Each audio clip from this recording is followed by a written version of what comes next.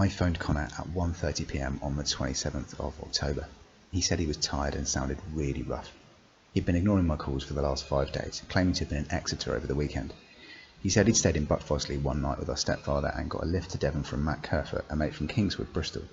I said I was having problems with my NHS care coordinator and solicitor ignoring me, but Connor fervently defended them, quickly getting irate with no attempt to inquire into the details. Cygnet have said they're going to discharge me without housing, in full knowledge that I've been served an eviction notice 6 months ago at a property abandoned for over a year and have no security of tenure. When I said the housing association were committing fraud and were purposefully delaying eviction because it would leave them liable, he got really heated and this time blindly defended the housing association. He said it was probably delayed because I'm in hospital and Westward couldn't do anything because I'm detained. Then there was a pronounced thud, followed by some sniffling before Connor regained his composure. I asked if they'd had authority to speak with him in the summer, but Connor avoided the question and mentioned that I'd said they weren't to contact him. I asked him again if he could remember when the housing association got permission. He quickly got really angry and argued data protection was irrelevant. Then the line went bad for a bit before he summarily defended all the guilty parties, saying I was an overly assertive nightmare. When I said I'd had fraudulent communications impersonating my housing association, Connor instantly said this was rubbish, that I had no evidence anyway, and was simply making wild accusations. When I told him it was all available online, and I'd even made a YouTube video about it, he brushed it off as nonsense. I said to Connor that the NHS staff member assigned to help with housing had quit 2 days after referral without explanation. Then NHS Devon Partnership Trust Powers team had written to me saying the next inpatient discharge coordinator supposedly assigned to help didn't even work for them, and then that the Cygnet clinical lead, responsible for overseeing my detention paperwork the previous year when I'd been unlawfully detained, also left within 48 hours of me interacting with him following my admission in July this year, just after I presented documentary proof that could have him prosecuted at Crown Court. So Cygnet discharging me without secure housing wasn't an isolated failing. I said Cygnet were bizarrely only willing to discuss the possibility of me being housed in Devon, even though I had no fixed abode on my section papers and a GP in Bristol. He ignored logic and instead told me to bite the bullet and that I couldn't pick and choose. When I mentioned him writing me a letter to request my release, he refused, saying I wasn't welcome before it went quiet again. I asked him to attend a ward round meeting, offering to fund his train fare and give him some money I owed him. He sounded open to the idea for a second, but then broke up and ended the call. This is the Samsung Galaxy S6 that I used to phone Connor on the 27th of October at 1:30 p.m. I've been trying to get hold of him for about 5 days. I've been answering his phone calls. He said he'd gone down to Devon to go and see some friends and taken a bit of time off work, and characteristically, during the phone call he just defended a whole bunch of people that had fucked me over, kind of unreasonably and unintelligibly and a bit out of character. It sounded like there was actually some abuse going on as well, and then he said he wouldn't come and see me even though I was going to give him some money that I owed him. It didn't really sound like it was his decision, and the call ended. The call log folder shows that I phoned him on the 27th of October. I finally managed to get hold of him at 1:30, but it doesn't show the length of the call because I basically left it too late to make it into a YouTube video because I've only just paid for Google Drive again and started to upload stuff. So what I can show you is that I phoned him at 1:30, but if I go back, the way that TouchWiz works is that it'll only show you, I think, the last sort of like 25 or 50 calls or whatever, but basically the oldest one I've got is the 28th of October. Bit of a shitter. But in addition to that, if I go to the Cubase app that I use to record all my phone calls on this Google Drive folder and on my YouTube channel, it bounces these down into AMR files, and what this app does as well, which is pretty sweet, is normally puts them into a .json file as well. But interestingly, once I started making this into a YouTube video, I noticed it doesn't have a .json file. So normally you can show on the map, right, every other phone call here, if I turn on the mobile data, every other phone call here in this day, you can show on the map. So you can see I was at this hospital in Taunton when I made the phone call, so it shows you the location of where you were. All the rest of them are irrelevant, they're all sort of 20-second calls, but they all have map details. Now sometimes that's because you've got the data turned off when you make the call, but I think the location, which I always have on, should still map that .json file. So I think there could have been some malicious activity because this is an evidential call, because he'd been not answering his phone calls for several days. I think he might have been abducted or potentially been in a location that he was lying about. And I think that that's indicative based on the nature of the conversation and the report of the conversation and the intonation in his voice. But you can be the judge of that. This is what it sounds like when you hear him talking. Sorry, man, but this can't keep happening, Brody. What they've said is that they're just going to turf me out. They're like, we can't. And then that's it. Brody said what he wants. And if it doesn't happen, then you're going to try and get me and everybody else to buck. And then back to the job. Anyway, you can hear the file there, but there's no map file for me to show on there. It does appear in my folder, which in the app raw folder, which I'll show to you, and I will upload it to Google Drive for you guys to have a look at. But for whatever reason, it's not showing in the app. So what I'm going to do, this is the Samsung My Files. This is going to show the native app files. So what I'm going to do, I'm going to put in the timestamp. That's starting with the year, 2020, the month, 10, the date, the 27th, then you hyphen 13, 30. That's going to bring up two files. There's .json, that's the map file, and then there's the AMR file, which is the audio file. What I'll do, I'll just alternate the phone so you can see the file, whole thing there.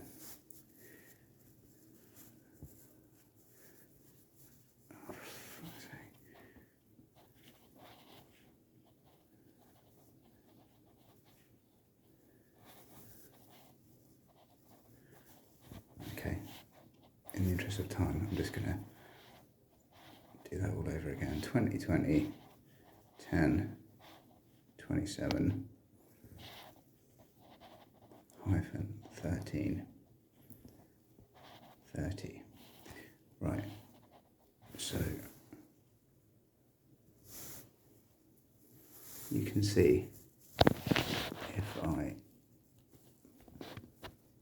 get the keyboard to disappear, then if I press and hold down on this file, what I can do, if I hit properties at the side there, no, not delete, and hit details, and then you can see the file properties. This is basically the proof that this file was created at the same time as the phone call, which is in the call log, and that will be verifiable with the network provider O2, and that this isn't some audio file that we've made, which I'm sure that if people have been involved in any kind of abuse, they might be alleging, or it's a kind of a plausible narrative. That might be just hypervigilance on my part, but yeah, you can see that that's a phone call file which was created by this app. I'm going to put both of these call files into Drive for you to check out. And what we'll do is, I'm going to waste a little bit more time, make this a 5-minute intro. Just I need to get this uploaded tonight. Going to go 20, 10, 27, hyphen 13, 30,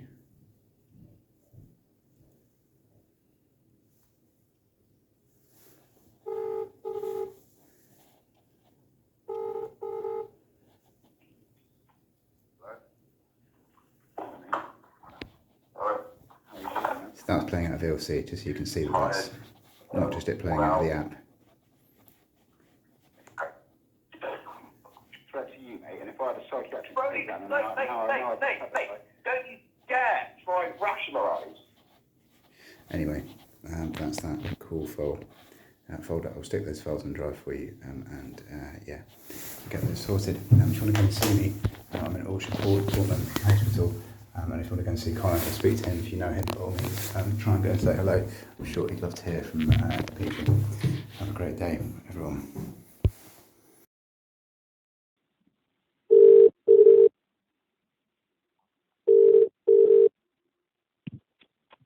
Hello? Hello, mate. Alright. How are you feeling, man? Tired, worn out. Have you had anything to eat?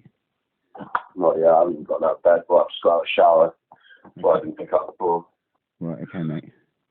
Where are you, just at home, yeah? Yeah, obviously. Yeah, okay. I'm in Taunton in a badly run mental hospital. I'm pretty worried about you the last few days, mate. How come you haven't been picking up your phone?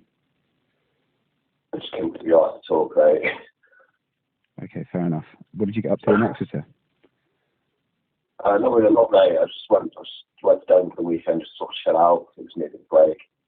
So what did you stay at Tash's place? I was staying at Mike's place, and then I went and saw Tash on one night and came up to my first week. Oh, okay, right. So did you go to Market Close? Yeah, I was, but mate, why do you ask these questions? Where's Mike's house? On Market Close. So why do you ask me? You know what I mean, bro. I mean into our yard. No, I didn't go to number 12. I didn't have the key with me. Do you know where they are, mate?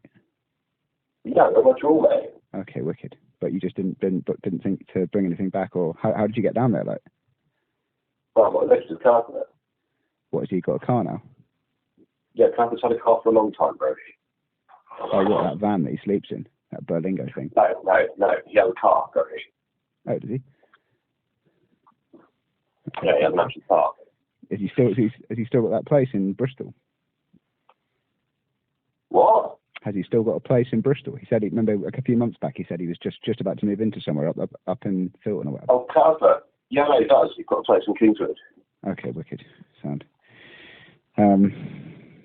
That's great, mate. Not really much has happened with me, mate. I've been a little bit head fucked the last couple of days. And, yeah, I mean, nothing's happened with my care coordinator. My solicitor has just completely sacked me off because they ignored my calls for ages, and now they're saying that I'm harassing them. My care coordinator ignored my calls for ages, and now they're saying Probably are, Brody. It's one of those things, bruv, that when people are in the public sector and they've got a duty of care to somebody, like, it only happens in the public sector. I don't think they have to. The other thing, Brody, is they've got more people to deal with than just you. And you're not, it's not like you're their only person they're dealing with. They're dealing with, like, potentially hundreds of different cases at once, Brody. Like, you can't just assume that just because you want something now, well, it doesn't work. Yeah, that's true, mate. But if they don't get round to contacting you, if someone who's got a duty of care to speak to you ignores you, and then accuses you of harassment because you're trying to get them to do their job properly, like, it only happens with people. That's what I'm saying. What harassing them, Brady? If you're just calling them and, like, sending loads of emails and texts and fucking, like, yeah, what's going on? That is harassment. Builders do it, mate. Builders do it. Part of it being free is that you don't get the fucking luxury of being able to be like, yeah, I want this now because you haven't paid for anything. Builders do it, mate. They turn up and do half a job, and then when the client says, "You're going to come and finish my extension," they just refuse to answer their call, and then say they're harassing them. They just turn up and take like 10 grand, do half a job, leave their house in fucking bits, and then you can't compare that because it's not the same thing that's happening. It's just a classic card, mate. It's what my solicitor's done, and it's what my care coordinator's now done, which is really out of order. The reason they all keep doing this, Brody, is because you are actually harassing them. It's because I'm unlawfully detained, mate. So the solicitor doesn't want to get involved in a case of unlawful detection, and the care coordinator knows that I'm not here lawfully, so she doesn't want to get involved, basically. You let me speak. That's why they won't get in touch. Can you stop monologuing over the top of me, mate? It really fucks me off. Like, listen to what I've got to say, Brady, because I'm talking the fucking truth, mate. There's nothing going on. There's no fucking, they're not like hiding anything or like deliberately fucking, like, nothing's going on, mate. You're just harassing them. Okay, that's all that's going on. You harass the fuck out of people, Brody. You always have done. It's incredibly difficult to deal with you because you just won't let up. Also, you don't listen to anyone, Brody. So they try to tell you something, and you try to tell them back as blue, and you're like, no, I'm right, and then you start throwing the fucking law at them like you know more than them. But yeah, Brody, I'm not surprised this fucking problem. I hear what you're saying, Connor. I hear what Brody, you're saying. but I am right, though. I'm sorry, Brody. Like, I am right. You're just doing the normal fucking thing of deflecting everything I'm saying. Like, yeah, well, I do appreciate where you're coming from, but... Like, right, bro. We haven't got long to talk. Let's not waste time talking about the shit we can't change. Basically, when I spoke to my consultant the last time, all they want to do is get me out of the hospital as quickly as possible, and that's all I want to do is get out of the hospital. So, yeah, but Brody, no, you need to get out of the hospital with a plan, mate. I'm sorry, man, but this can't keep happening, Brody. What they've said is that they're just going to turf me out. They're like, we can't keep you here for ages. We're going to give you a discharge date and just turf you out with nowhere to go. They're just going to turf you out again with nothing in place. The last time we spoke, Connor, this is the problem, is that obviously I don't think that's right, and they have got a duty of care to try and do that. But like we both agreed, there isn't really anywhere. You're fucked, aren't you, mate? You can't fucking come back here, Brody. Do you know what I mean? Like, what the fuck are you going to do? You're just going to be homeless, mate. Well, what I'm trying to get at, Connor, is that, you know, that's an issue that I need to face at the moment. Like Sue Edmonds, basically, West Country are refusing to release me from a tenancy they know I can't afford. They served the notice months ago, and they're refusing to evict me because they know they're going to get into trouble. Like it's really out of order what they're doing. You know, when I spoke to them, mate, it's like they're blatantly committing massive fraud, and they know that. For fuck's sake, bro, not everything's fucking massive fraud. It's a fucking conspiracy, mate. It's so fucking irritating. No, Brody, they're probably not. They probably just can't fuck to deal with you, Brody. It's probably the reality of it. They won't serve the notice anyway. They're being. They have served the notice, Brody. I don't know why they haven't come in and fucking done it yet. It's probably because you're in hospital, Brody. One question. They can't do anything whilst you're detained. I got an email from Sue Edmonds. I did email her. She's replied to me a couple of days ago and said that she had written consent for you to speak to them on my behalf. Do you remember what that happened? How yeah, I do remember that, Brody. Guess what happened? You fucking phoned them and said that I couldn't fucking speak to them anymore. So that's why they haven't spoken to them. Yeah, I phoned them and said that you couldn't, and I sent you a text message saying that you couldn't. But when did I say that you were allowed to? Because that's the thing that's really important, Connor. They sent you. I don't know, mate. I don't care. Why does it matter? Why does it matter? What does it affect? I don't care, bro. You're always trying to get to the bottom of every. Like, I don't remember giving them permission to harass you, Connor, and that's all I'm asking. Holding every everything. Fucking boring, mate. Fair enough, mate. If you can't remember, that's fair enough. You know. But that's my problem, mate. My housing association is refusing to serve my notice. My care coordinator is refusing to speak to me. My solicitor is refusing to speak to me. And the hospital. Yeah, it's because you're a fucking nightmare, Brody. The hospital you need to try and stop. Well, I mean, it's like. Yeah, it's because of your actions, Brody. If any else, mate.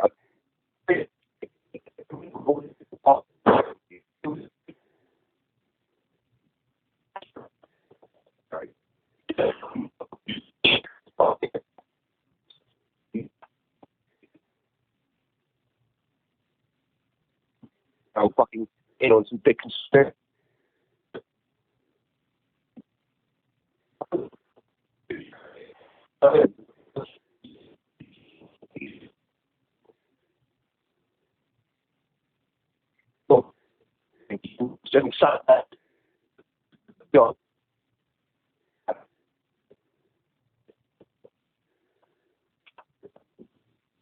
Like, come on, man. Like, use your fucking head, Brody. Like, think about it objectively for a second. Try and take your fucking perception out of the equation for a second and look at it objectively and go, actually, hang on a minute. Yeah, in the real world, even if people do have a duty of care, even if they do all this, they're just human beings, and they probably will do everything they can to avoid having to work with you, because they can do that, Brody. There's no fucking like thing pushing them to force them to work with you, Brody. They can just say, oh, yeah, actually, I've got some other stuff I need to prioritise first. Oh, yeah, I'll deal with that gentleman later on down the line. And that's how they do it, Brody, because they don't want to deal with you. So you need to try and slow down and stop fucking accusing everyone of things, stop picking holes in everything, and stop trying to fucking get to the bottom of some big fucking conspiracy. I really just want to be able to work with them, Brody, rather than working against them, because all you ever do is work against everybody. And it's really frustrating. I want to work with them, mate. They're in it, the people who run the No, but you don't, Brody. You want to work with them as long as everything goes your way, and that's not the same thing, Brody. Working with people is about making compromises, Brody. Working against people is what you do. You don't work with anyone, Brody. All you ever do is work with yourself. And just to make, and like I said, you make demands, and then that's it. Brody said what he wants, and if it doesn't happen, then you're all a bunch of fucking rapists. It's just like, I mean, Brody. Mate, the way it is the way it is, all right? So let's just try and be focused. So, I mean, in terms of... It's not, because I'm telling you, you can change how these situations, the outcome of these situations by changing the way you behave, Brody. And this is literally a case of fucking life or death at the moment, Brody, because you're going to be fucking homeless. And I'm not chuffed about the fact they're just turning around and saying, yeah, basically we're just going to have to discharge you. It's not good enough, mate. It's fucking not good enough. It's illegal, mate, but, there's nothing I can do about it, mate. No, it's not illegal, Brody. It's not illegal. It's incredibly poor practice. Do you know what I mean? It's not illegal, but it's very poor practice, mate. And I'm curious, to be honest, Brody, because this is stressing me out, because where are we going to be? You're going to be exactly where you were before, except this time you really don't have anywhere to stay, because you absolutely cannot come back to my house. I've had fraudulent communications intercepted where I've tried to speak to my housing association. So here's the series of events, right? So how do you know that?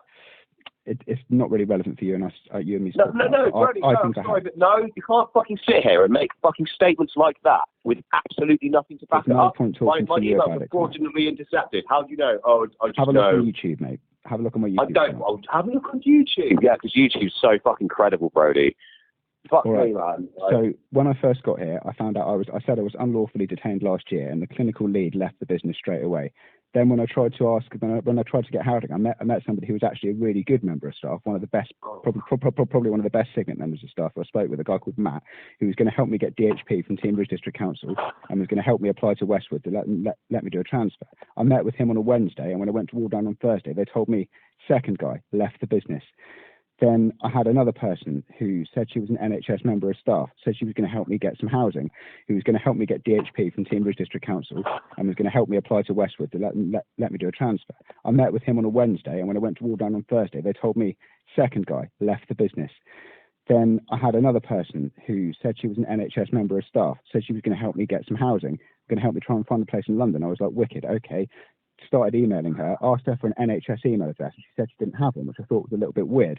I emailed the PALS team, and then they told me in writing that she didn't work for them. And then the third person completely left the business.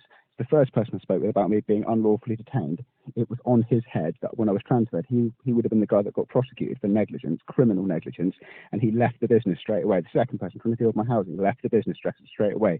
Third person dealing with my housing left the business straight away. Now the hospital are saying they're going to turf me out without giving me anywhere to live, potentially. Well, they're saying they are looking at somewhere, but they're insisting on it being in Devon rather than it being in... This is what I mean, mate. I'm sorry, but you're just going to have to bite the bullet, mate. They can't just put you anywhere you feel like going, mate. You've lived in Devon for, like, most of your life, Brody. My GP's in Bristol, Connor, mate. I'm registered at Montpellier Medical Centre. Yeah, but Brody, that doesn't really matter, mate. They know I've got no security of tenure. I've got a property I haven't been in for a year that I can't afford, that's been abandoned, and they know that, like, you know, that it's a place that's not suitable for me. And like, if they could turn up and change the locks any day, but, you know, but again, if they're going to turf me out, they're going to turf me out. But you know what I need from you, Connor, basically, mate. So you're not going to like kick Isaac out and write me a letter so I can go and live at your place. That's not going to happen, right? Serious? Of course not. You're never fucking coming back to my house ever again, mate. Seriously, man. Like, what the fuck? No, you can't, mate. Like, obviously, in a...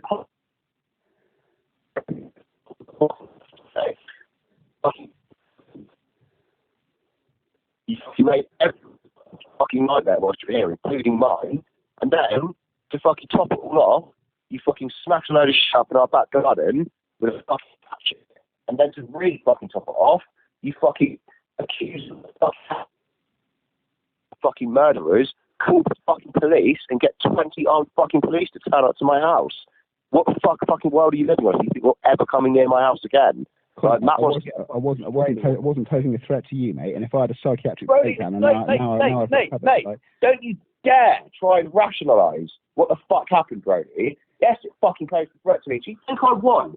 But mate, like, no, Brody. I don't want you anywhere fucking near me if that's going to be the question, Brody. Because if you're so fucking mentally unwell that you can't even fucking, like, do you know what I mean? If you're going to fucking call the police and make up fucking stories about me being, like, raped by my fucking housemate and then have 20 armed police turn up to my fucking housemate, like, that's not okay, Brody. That's really not okay, mate. Do you know what I mean? Like, it looks like a fucking... What? What did you say? That was in July. It's October now, mate. I don't give a fuck when it was, Brody. It doesn't matter when it was. Mate. Oh, so it's in the past, so it's absolutely fine. Great, nice one. I was all in the past, always forgiven, Brody. Get a fucking grip, mate. No, you're never coming anywhere near my house ever again, mate. Okay? Matt wants to get a fucking restraining order on you. Isaac doesn't want to see you again. Rishi thinks you're a piece of shit.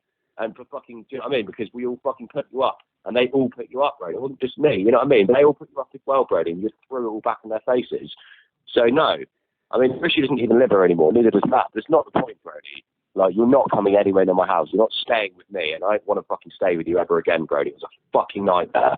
Like, I want to help you, Brody. I want to support you, but to be honest, man, I'm finding it more and more difficult as time goes on because you're just becoming more and more stubborn, more and more set in your ways, more and more delusional.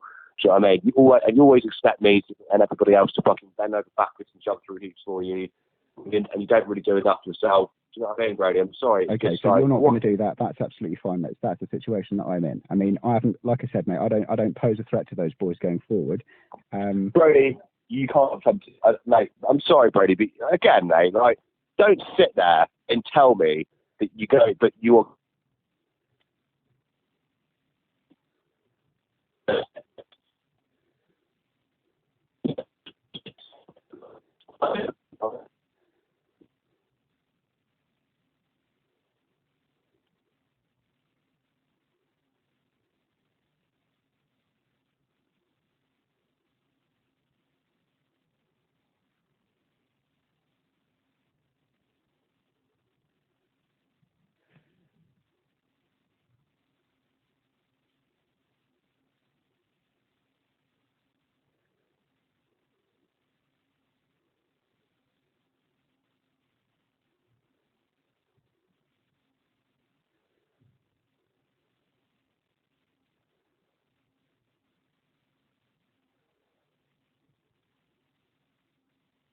So yeah, story short, you can't come to us.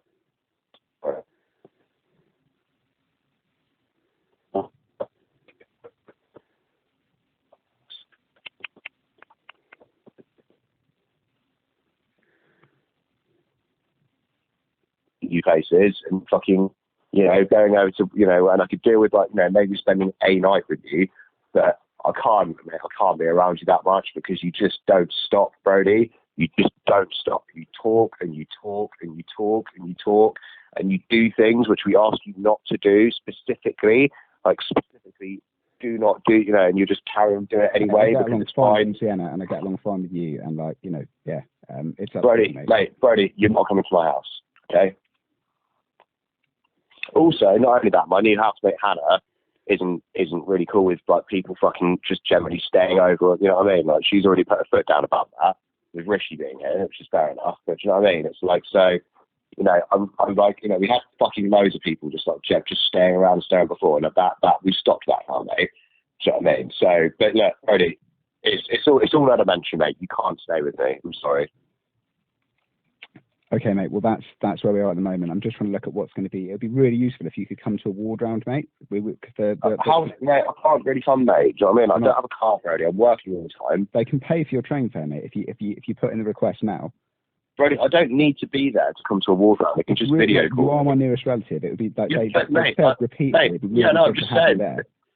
Yeah, well, why don't they just fucking start video call me then, Brody? Do you know what I mean? Like, they've had me walk around over a fucking, you know, they've spoken to me over the phone before, mate. Like, to see you as well, mate. You know, I've got unescorted. Yeah, it'd be nice to see you too, Brody. You know, nice to see you too, man. But it's fucking different. Do you know what I mean? So it's not very easy for me to get down at the moment, mate. I don't really have a car.